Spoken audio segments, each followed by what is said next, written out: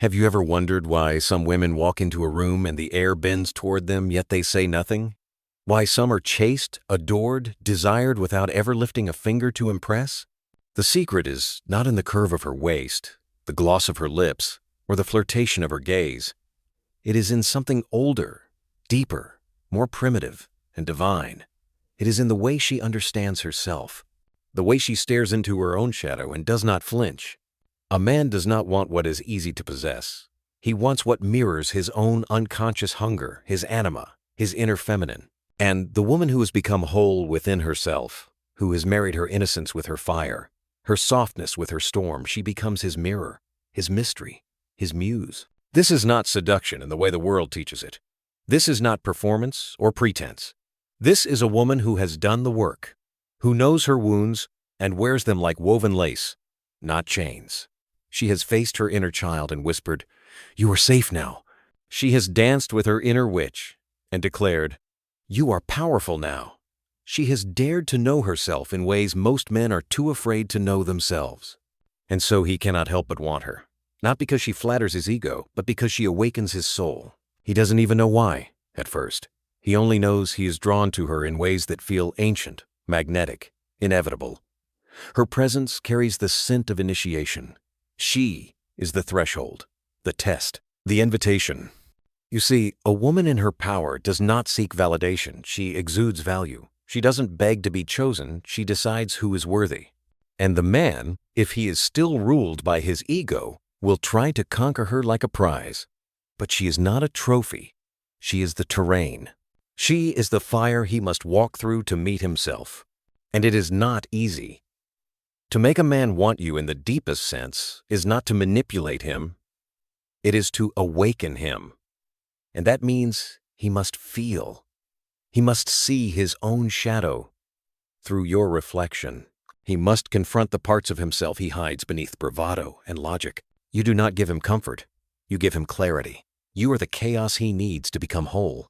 But beware, most men are not ready for this. They will want your beauty, but not your brilliance. Your warmth, but not your wildness. They will reach for your body, but recoil from your soul. Do not shrink for them. Do not dim. A man worth having is a man who wants all of you. Because here's the paradox. The more a woman becomes herself, the more a man will want her, but only the man who has dared to become himself. A fragmented man will fear a whole woman, but a conscious man will crave her. She becomes the sacred mirror through which he sees not just her, but who he could be beside her. So if you wish to make a man want you, do not chase him. Chase yourself. Run after your own potential, like the forest is on fire. Burn through your old patterns. Heal the ache that taught you love must be earned. Step into the archetype of the sovereign, the woman who is not just wanted, but remembered. Because what he desires is not just your smile or your scent. He longs for something he cannot name, something beyond flesh, something eternal. He longs for the woman who knows how to love him without losing herself. And so it begins when the woman no longer reaches outward, but turns inward. A quiet revolution, not of seduction, but of sovereignty. For desire, real desire, is never summoned by effort. It emerges magnetically from the psyche of a woman who has integrated her shadow, who has sat in silence with her shame, her grief, her unmet needs, and no longer resents them. She is no longer a slave to validation because she has tasted the power of radical self-acceptance.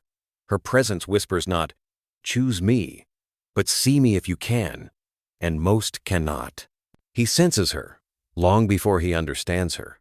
A man will enter a room and feel her presence like gravity, unexplained, yet undeniable.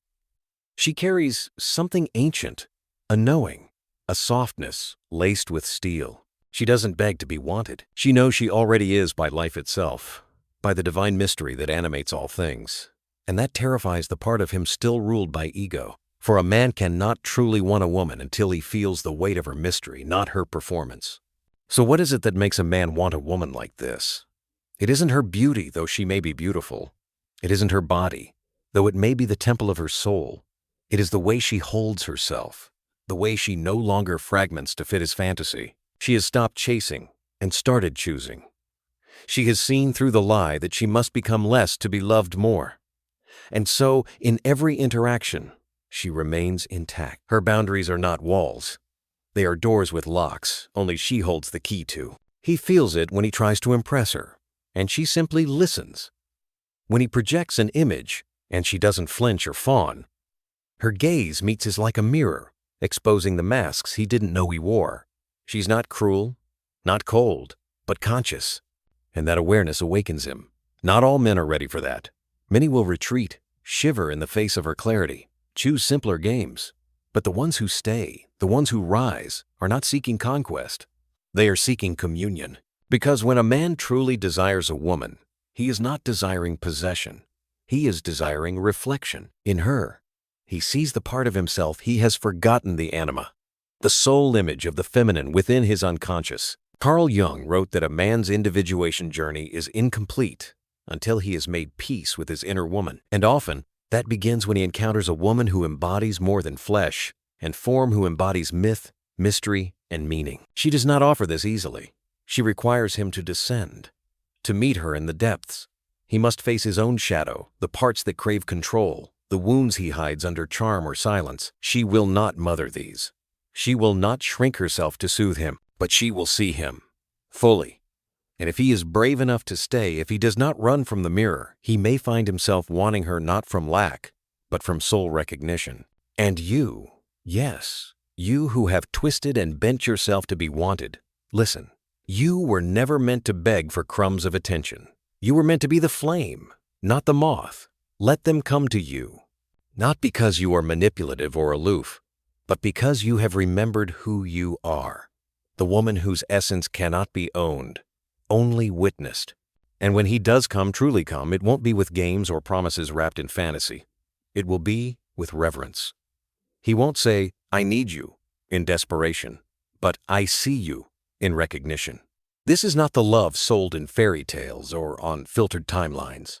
This is soul, meeting soul, naked, not in body alone, but in truth. And truth does not chase. It reveals. He will not be drawn to her because she fits an image, a checklist, or a story he tells his friends. He will be drawn to her because she awakens the part of him that was asleep, the part that longed for depth but settled for distraction. She reminds him that love is not found in possession, but in presence. That to desire a woman like her, one must first desire to become whole himself. And so the obsession begins not with her body, but with her being. He cannot unsee what she mirrors. He may try return to casual lovers, to ego strokes, to the path of least resistance, but none will taste the same. None will match her stillness, her self-knowing, her unapologetic wholeness. She has ruined him for the ordinary, not because she tried, but because she was real. That's the paradox Carl Jung hinted at. When a man meets a woman who has integrated her darkness, he must either evolve or retreat. There is no in-between. She becomes the threshold. Through her, he either meets his anima and begins the long journey back to his soul, or he turns away, blaming her intensity, her too-muchness, never realizing it was the mirror he feared, not the woman. So be the mirror. Be the myth. Be the woman who doesn't need to be needed to feel enough. The one who walks away not to punish, but to preserve. Let him meet you not in your performance, but in your power. Because the man who truly sees you will not be scared off by your silence. He will lean in into the void, into the mystery, into himself. And that is the beginning of real desire. Not obsession for what he can take, but devotion for what he is finally ready to become. Subscribe if you're done being chosen and ready to choose.